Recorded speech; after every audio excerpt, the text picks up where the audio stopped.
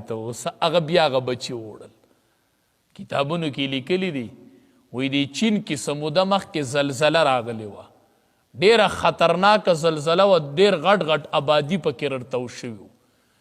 یو آبادی چې وایي کله یې د هغې ملبه لر کړله نو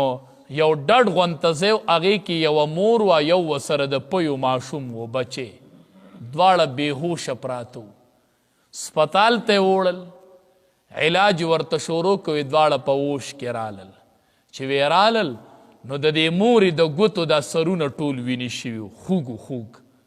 نو ډاکټران ورته وایي چې په تا خو ملبه نه ده رتاوه شوې، دی په ډډ ځای کې وو،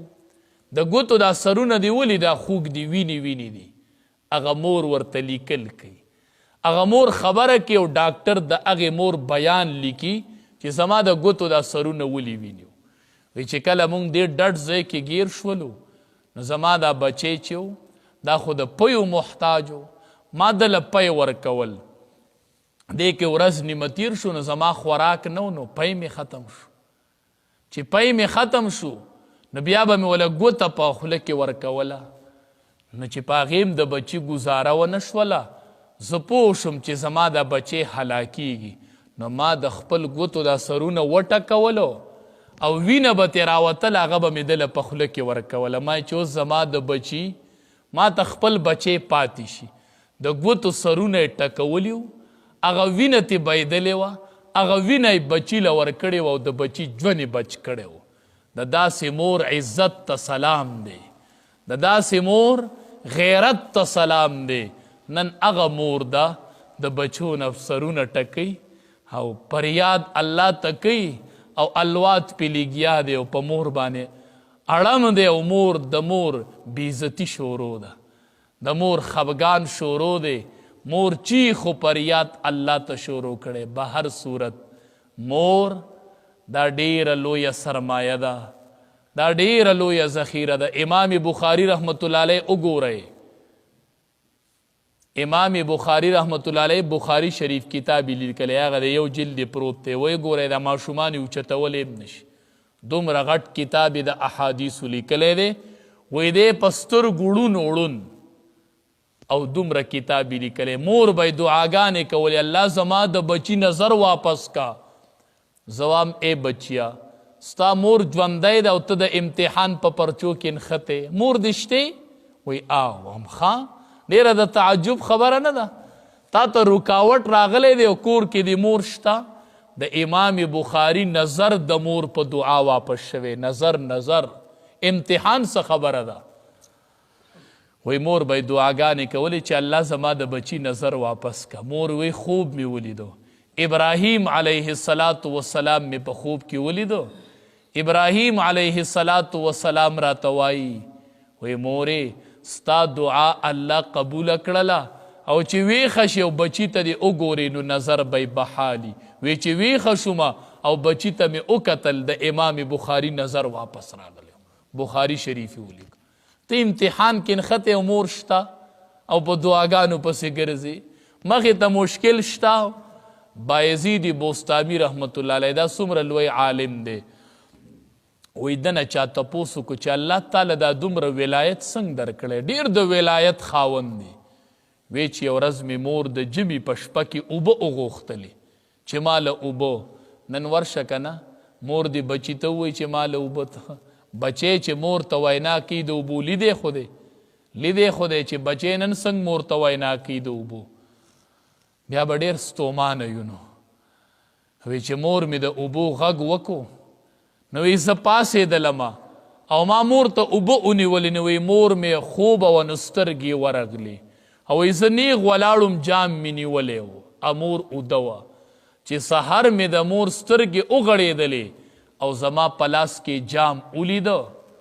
نو وی بې اختیاره دعا وکړله. وی د حقې ورځې نه راباندې الله د ولایت دروازې کولو کړي، د ولایت. حسن رضی الله تعالی عنه د فاطمې رضی الله تعالی عنها بچی دی، ډوډۍ به ورسره یو ځای نه خوړله. یو ورځ مور راو حسنه ما سره ته ولې ډوډۍ یو ځای نه خورې، ته ما سره ډوډۍ ولې یو ځای نه خورې؟ وی تا سره ځکه ډوډۍ نه خورمه چې زه وامه چې که ما تا یوې ډوډۍ ته کینو او یو څیز ستا خوښ شي او هغې نه ته نوڼی الې چرته او ما ته پته نه هغه څیز زه په نوڼی اوچت کمه نو هسې نه چې ستا په نافرمانو کې شمار شمه هغه څیز زه په نوڼی اوچت کمه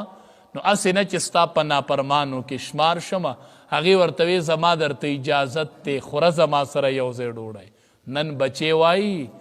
وی د مور او پلار مثال د موبایل دی چې ایزي لوډ ورته کوي نو وی ښي چې پیسې وله ورکوي چې نه کوي ورته نه وی نه زه هم پوخا به چرته عاق شوی پوخا هسې به ځان له سجدې لګئ هسې به حجونه او عمرې کوي پوخا به عاق شوی لاړ شه د مور سره خبرې دوباره وکړه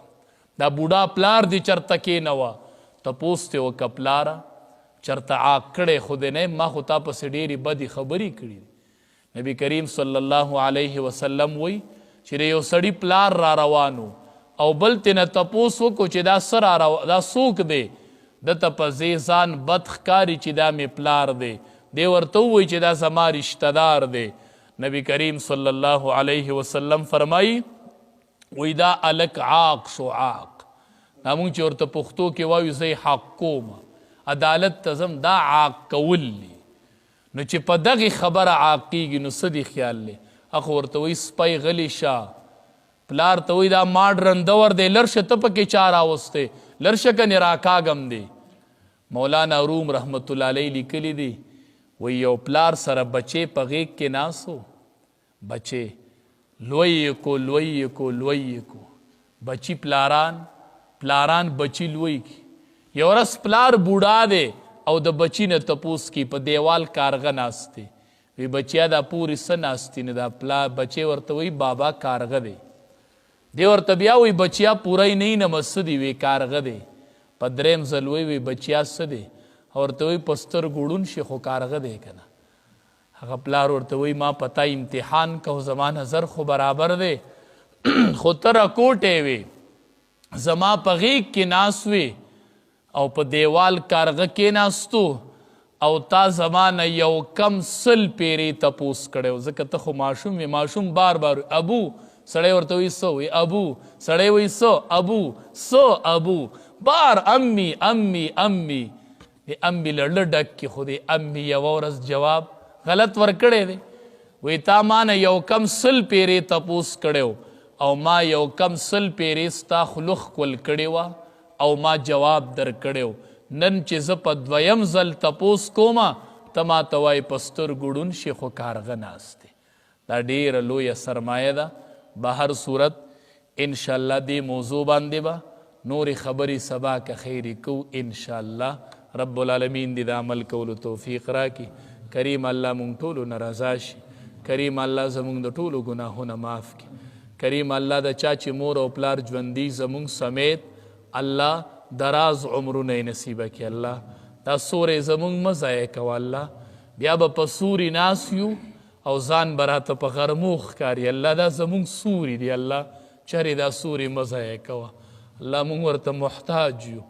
کریم الله د چا نه چې مور او پلار خپوي الله د مور او پلار ورسره جوړو پیدا کړي الله کریم الله د چا چې مور او پلار وفات دي الله